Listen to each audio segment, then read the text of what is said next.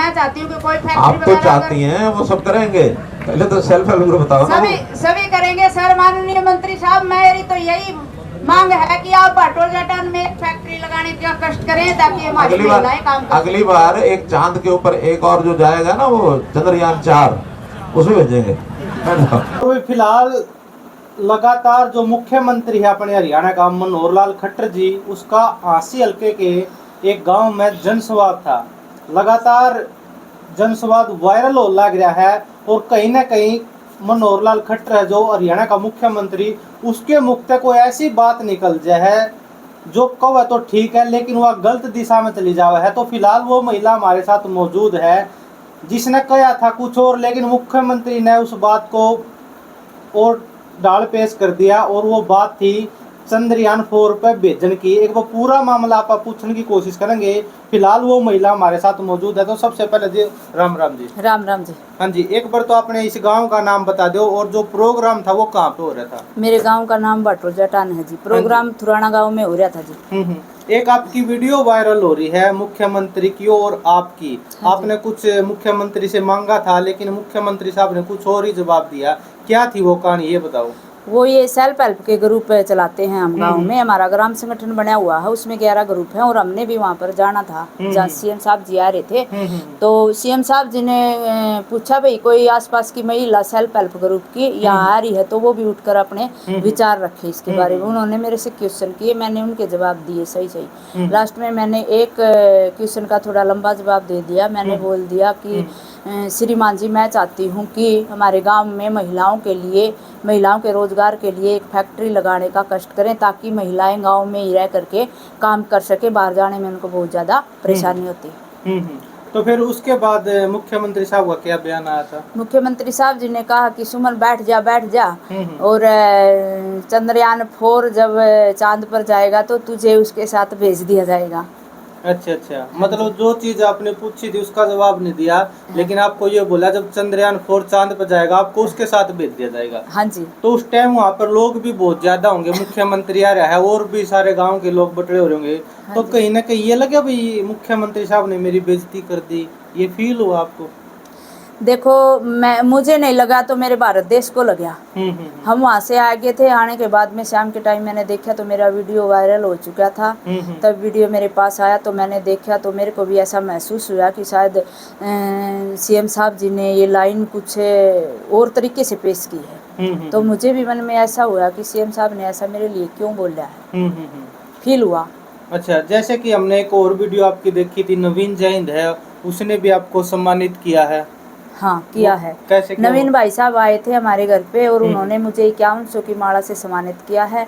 बोला कि मेरे देश की शेरनी है, बहादुर लड़की है और देश के लिए मतलब आवाज़ उठाती है, महिलाओं के लिए, नौजवानों के लिए, इसलिए उन्होंने मेरे को सम्मानित किया था। अच्छा, हाँ। उसके बाद जब ये सारी बातें हो चुकी थी तो आपके इंटरव्यू भी काफी सारे हो चुके हैं। हाँ, तो कहीं ना कहीं मुख्यमंत्री का या एमएलए का आपके पास फोन आया? सभी विपक्ष वाले जो हैं उनके सभी के फ़ोन आए थे। उन्होंने कहा था कि हमें शर्मिंदगी महसूस हो रही है, हम सीएम साहब की ओर से माफ़ी की गुहार करते हैं। बहन जी, आप का मतलब अपमान ही हुआ है।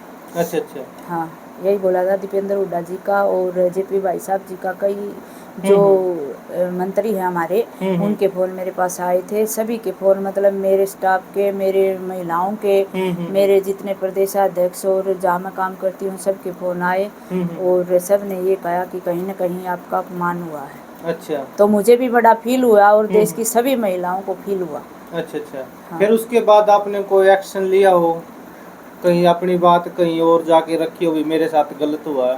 मैंने इतना तो मौका ही नहीं मिला कि कहीं और रखूं। उससे पहले तो मीडिया है, मतलब पत्रकार है, मेरे घर में आते रहे तो मैंने इंटरव्यू दिया, उसमें बता दिया कि भाई सीएम साहब ने मेरे लिए ये लाइन क्यों बोली है। अगर बोली है तो मेरे पास चंद्रयान भेजे, मैं तो जाने के लिए तैयार हूँ। अच्छा। मेरे को जवाब दो इस लाइन का। अच्छा। हाँ। तो उस प्रोग्राम के बाद चलो विपक्ष वालों का तो काम है आना है, वो तो आएंगे, लेकिन सरकार का कोई मौजूदा एमएलए या कोई और आदमी आपके पास मिलने आया भी हाँ हमने मुख्यमंत्री साहब ने बात गलत कह दी उसके लिए हम सॉरी मांगते हैं? उसके बाद श्रीमान हमारे एमएलए हैं विनोद ब्याणा जी, वो मेरे घर आए और अच्छा। उन्होंने आकर मेरा मान सम्मान किया, मेरे को बेटी कहा और सीएम साहब की ओर से उन्होंने माफ़ी फील की और उन्होंने मुझे बताया कि कोई बेइज्जती नहीं हुई है, आपका कोई अपमान नहीं हुआ है, आप हमारी एक्टिव महिला है, निडर महिला है, ग्रेट महिला है, मेरी बेटी है, किसी भी टाइम आकर के मिल लेना और डिमांड ले आना, आपका जो काम हो हम पूरा करेंगे। अच्छा, एमएलए वो भाजपा का है? हाँ, बीजेपी का ये एमएलए है हमारा विनोद ब्याणा जी। अच्छा अच्छा। हास्य हल्के से तो यही है। अच्छा, अभी आप कुछ टाइम पहले बता रही थी मुख्यमंत्री की भी आपसे फोन पे बात हुई है, तो क्या कुछ बात हुई है? श्रीमान विनोद ब्याणा जी ने अपने फ़ोन पर श्री सीएम साहब जी से मेरी बात करवाई, तो उन्होंने कॉल उठाई, बोला बेटा सुमन बोल रही हूँ। हाँ जी मैं सुमन बोल रही हूँ। फिर मैंने सीएम साहब जी से कहा कि सीएम साहब जी ज़्यादा कुछ नहीं कहूँगी, सिर्फ मुझको ये बताए कि जो ये एक लाइन आपने मेरे लिए बोली है किस भाव से बोली है, इसका मतलब निचोड़ बताओ मेरे को, इस लाइन को मेरे को विस्तार से समझाओ।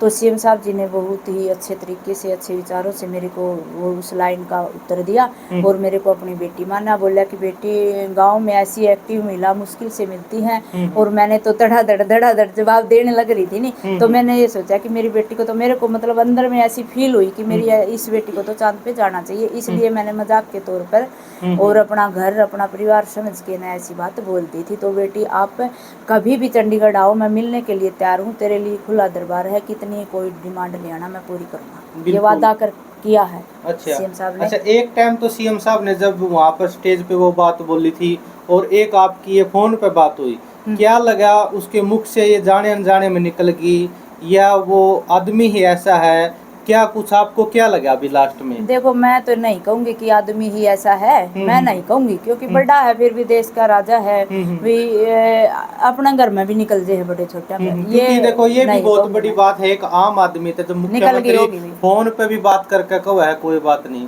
तो वो भी बहुत बड़ी बात हो जाए। अगर चाहता तो वो इस चीज को इग्नोर भी कर सकता था। इग्नोर भी कर सकता था। अच्छा, और जो आपने वो बात बोली थी फैक्ट्री वाली, उसके बारे में भी बात हुई अभी फोन पे? हाँ, उसके बारे में भी बात हुई और लिखित रूप में विनोद ब्याणा जी लेके गई है। 200 गज का प्लाट मेरा कबूल करके है, उसमें मेरे को बढ़ा के देंगे, सैनिटरी पैड की एक मशीन हमारी लगाई जाओगी। अच्छा, मतलब हाँ, जो भी डिमांड लेके गई है, जो आपकी डिमांड थी लगभग वो पूरी भी होगी? हाँ पूरी भी होगी। अच्छा, तो अभी तो फिर वही बात है, फिर तो धन्यवाद करना चाहिए आपने भी मुख्यमंत्री। हाँ, मैं सभी देशवासियों का भी धन्यवाद करूँ जो अपनी बहन की, उनको ऐसा लगा कि हमारी बहन का अपमान हुआ है, वो मेरे साथ खड़े हैं। पहले सारी जनता का धन्यवाद करूँ, उसके बाद में मैं माननीय मंत्री साहब का भी धन्यवाद करूँ, जिसने फ़ोन पर भी मेरे को इतना आश्वासन दिया है, मेरे को अपनी बेटी मान्या है। तो अब मेरा कोई गिला शिकवा नहीं है सरकार से भी, और अपने जो बीजेपी अध्यक्ष है उनसे भी। अब तो यही कहूँगी कि उन्होंने मेरे मतलब अंदर में जो फीलिंग थी वो बिल्कुल साफ होगी है। अभी संतुष्ट हो, कोई गिला शिकवा नहीं मुख्यमंत्री ना, साहब अभी कोई गिला शिकवा नहीं है भाई। ऐसा घरों में भी कई बार हो जाता है, गाँव में भी हो जाता है, बड़े से मुंह से निकल जाती है। अगर उन्होंने फोन पर है ना मेरा गिला शिकवा दूर कर दिया ना, तो मैं भी उनको अपने पिता के समान मान लूँ, भाई बड़े हैं, निकल गई हो। बिल्कुल।